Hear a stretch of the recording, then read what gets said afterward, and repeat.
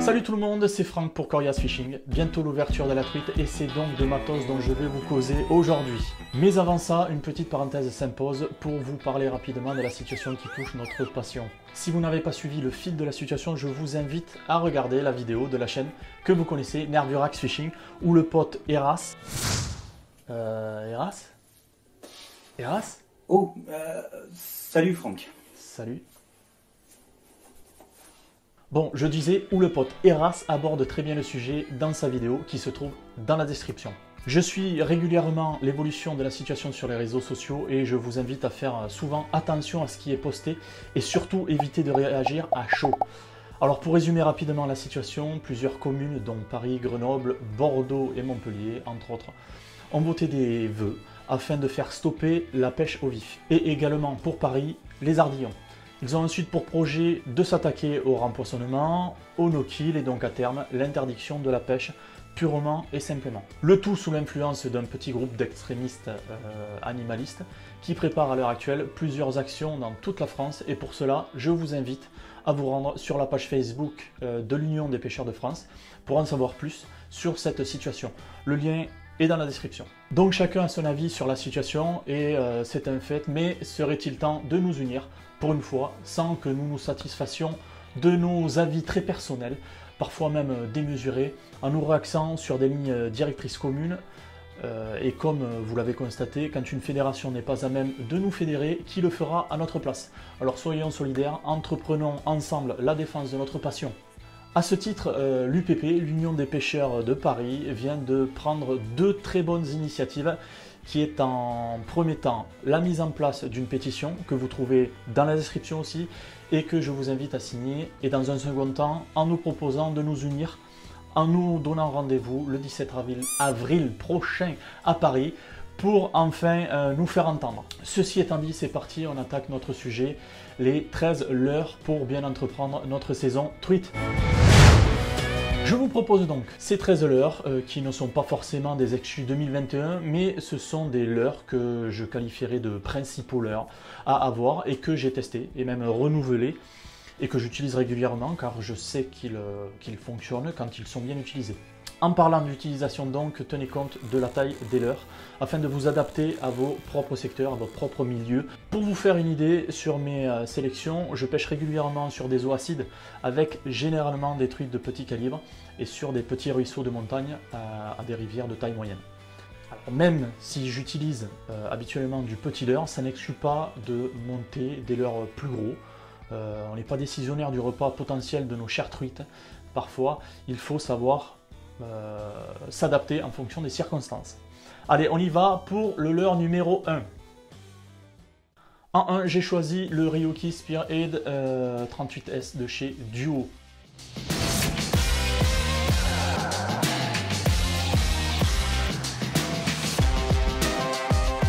Couleur goujon, bruiteur et un peu grave, et bien ce Ryoki fait de lui le plus petit de sa catégorie de chez Duo avec 38 mm et 2,8 g. Je l'ai monté avec des assist hooks fabriqués par mes soins, donc homemade. Si vous ne savez pas ce que c'est, eh bien je vous invite à faire un tour sur la vidéo qui est juste ici traitant du sujet, avec des explications complètes sur son histoire, son utilité, les plus, les moins, comment en trouver et même comment les fabriquer. Bref, vous aurez compris, vu sa taille, eh bien, il est particulièrement adapté à des truites de taille plutôt modeste, mais pas que, il peut tout aussi bien se montrer talentueux avec des truites plus conséquentes qui auront l'ambition de traquer de l'alevin par exemple.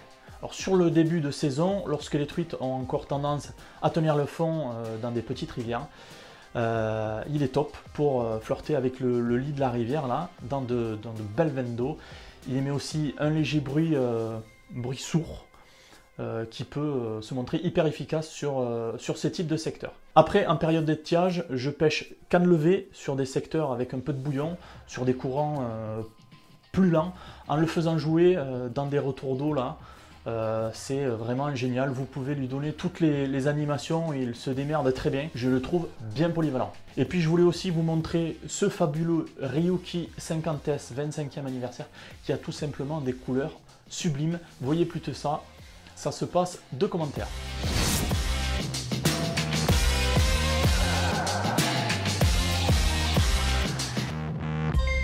On passe au 2, le Tile Spin Big 4 grammes de chez Spinmad.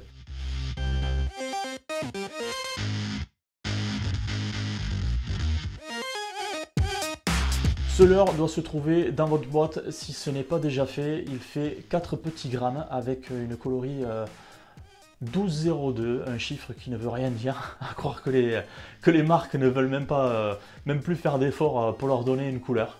Bref, il est doté d'un armement double vers le haut où il est difficile de s'accrocher lors des prospections sur des secteurs un peu encombrés. Il est particulièrement intéressant, je trouve, quand vous arrivez sur des gros trous d'eau là, ou des gourdes qu'on appelle, même encombrées, là où certains de vos leurres ne pourront pas faire le taf, lui le fera avec une palette martelée. Il émet de bons gros flashs, bien sympas, en linéaire, ou juste quelques petites tirées là.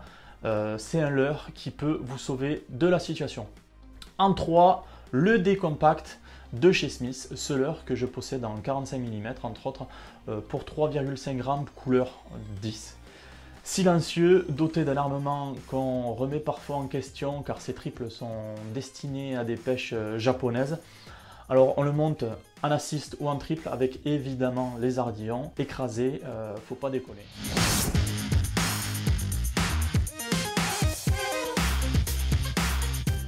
Il apprécie les débits moyens ou les pêches de bordure. Son corps est relativement plat sur les flancs, ce qui lui permet de faire tenir lorsque vous tentez votre chance sur des courants. Il se montre aussi redoutable lorsqu'on le désaxe avec des twitches un peu francs là. À noter cependant que ce petit leurre est silencieux, ce qui peut être non négligeable sur une journée où vos partenaires peuvent se montrer méfiantes. Je parle bien entendu des truites. 4. Le D-Contact de chez Smith, je l'ai mis à la suite du D-Compact car il le complète bien, ce fameux et redoutable D-Contact qui est en coloris 0,9 en taille 50 mm pour 5 grammes. Il est silencieux et il s'utilise à mon sens plus sur des courants moyens ou des secteurs avec un peu plus de bouillon.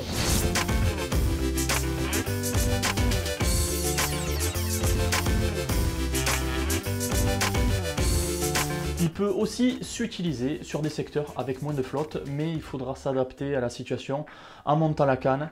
Il a un bon rolling, cependant avec des twitches rapides entresemés de très légers stop and go, il se désaxe particulièrement bien. J'ai aussi le D-Contact 2, même taille, même couleur, qui est une variante du D-Contact, ou tout du moins un complément du D-Contact normal. J'utilise le 2 plutôt au début de la saison sur des poissons moins actifs parce qu'il a une descente dans la colonne d'eau plus harmonieuse avec un bel effet de rolling, quand le D-Contact aura une tendance à descendre plus sur l'arrière dû à un équilibrage des poids différent. Donc deux petits leurres bien redoutables. 5. L'Artist FR55 de chez Jackson, de couleur Véron nuptial. Il fait 5 grammes en 55 mm et il est silencieux. Alors dessous, il a un plat prononcé, ce qui lui procure un super rolling.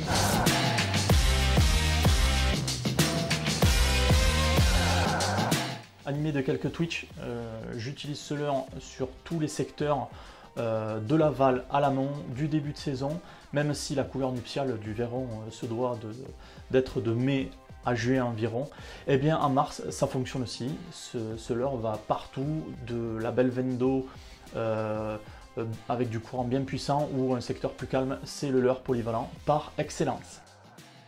En 6, l'ARS de Smith, un leurre qu'on oublie trop souvent, la cuillère, qui est l'ARS 21 de chez Smith, une cuillère tournante comme on les connaît bien.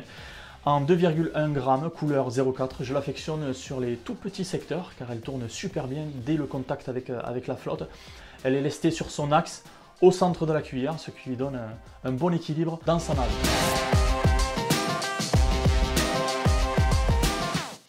Et elle est dotée en tête d'un émerillon rolling pour éviter de faire vriller notre fil. Rien à redire sur cette cuillère, elle fait largement son taf. 7. Le Chevimino 35 SP de chez Ilex, le petit dos dur rondelé de chez Ilex avec 2,3 g suspending pour 3,5 mm, couleur cuivrée, Yamame et silencieux. Celui-ci m'a été proposé par Gaël Even au salon de la pêche de Melun l'an dernier. La couleur a été choisie pour pêcher dans les eaux acides du Haut-Cantal ou sur des jours très lumineux.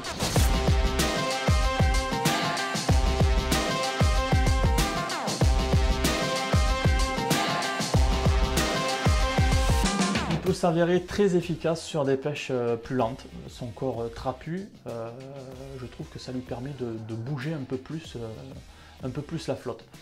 Je l'utilise sur des pêches aval ou sur des secteurs amont avec des portions de calme ou en début de courant. En 8, le Tiny Fry de chez Ilex. C'est le petit frère du Dodu Chubby qu'on vient de voir, un petit leurre qui est aussi suspending de 1,5 g pour 38 mm, de couleur typée cuivré Yamame.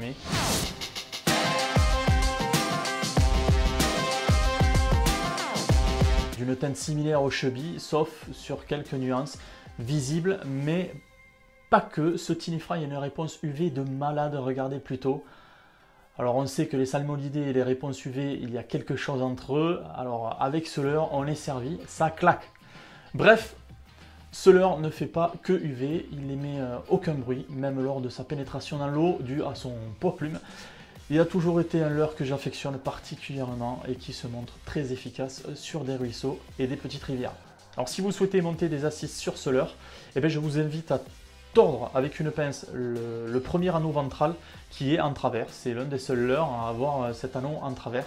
Et il suffit de le tordre pour le mettre en face pour monter son assise, parce que sinon l'assise va se trouver sur le côté et il n'aura pas sa même fonction. Ensuite, ce Tiny Fry se montre plus complexe en moyenne et grande rivière car il se lance pas forcément bien dû à son poids. Par ailleurs, il pourra être un atout lorsqu'il faudra prospecter un secteur complexe ou sous les fondaisons. Je m'amuse aussi souvent à le laisser filer là, dans le courant pour le ramener par la suite sur le secteur que je veux là. Un leurre à utiliser sur les bordures du 3/4 aval à l'aval, le top à la belle saison. En 9, le X-Rap Countdown de chez Rapala. Il fait 5 cm pour 4 grammes. Il est coulant et bruiteur qui sonne dans les aigus, couleur Rainbow Truth. Il a la particularité d'avoir sa bavette incurvée qui lui procure un super wobbling dans les phases de twitch. J'apprécie de pêcher avec ce leurre en rivière de taille moyenne et sur les courants soutenus aux 3/4 amont. Je le trouve particulièrement efficace au pied des cascades en laissant son rolling faire son travail à la descente, entresemé de petits twitch.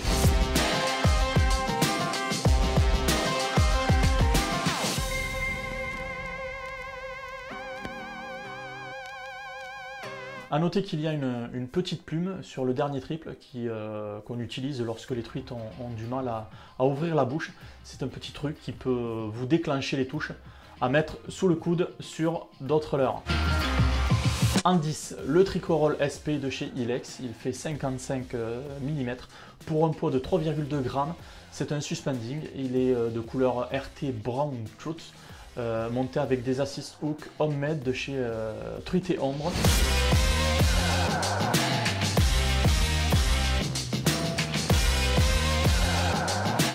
Il est bien bruiteur avec un son plutôt aigu. Ce leurre est obligé de se trouver dans votre boîte de leurre. Il pêche en toute saison avec la couleur RT Brown. Les truites apprécient particulièrement sur des secteurs ombragés et se montrent super sympa sur des petits ruisseaux ou des petites rivières. Je le préfère sur une pêche 3/4 aval. Sur des secteurs pas trop mouvementés, il tient particulièrement bien sur des courants modérés grâce à son profil plat, un très bon allié pour toute la saison. Et j'espère que vous suivez le rythme. On passe au 11, la Native Spoon de chez Ilex, montée avec un assist hook homemade. Elle fait 2,1 g, elle a une couleur splendide en Yamame.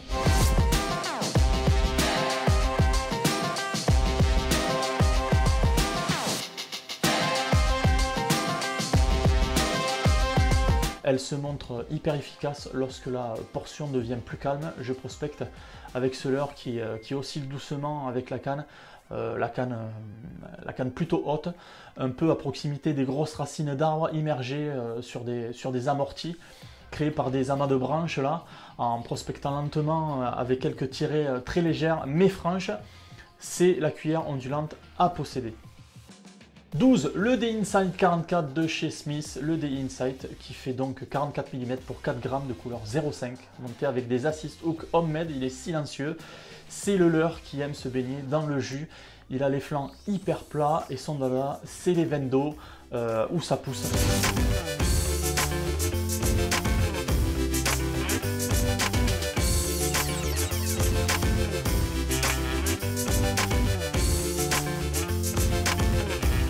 En 64 mm, il sélectionnera surtout les plus gros spécimens. Il peut aussi se montrer redoutable juste après une chute d'eau dans les portions hyper oxygénées. Vu qu'il est relativement lourd par sa taille et vu son profil, il a la possibilité de se mettre en action immédiatement, ce qui peut le démarquer lorsque les truites sont en chasse sur ces secteurs. Et bien entendu, il vous permettra de mettre le branlet au copain juste à côté. C'est un indispensable à avoir dans sa boîte. En 13, le PowerTail de chez Fish, c'est un passe-partout et celui-ci est un PowerTail en 30 mm et c'est un fast avec 3,8 grammes.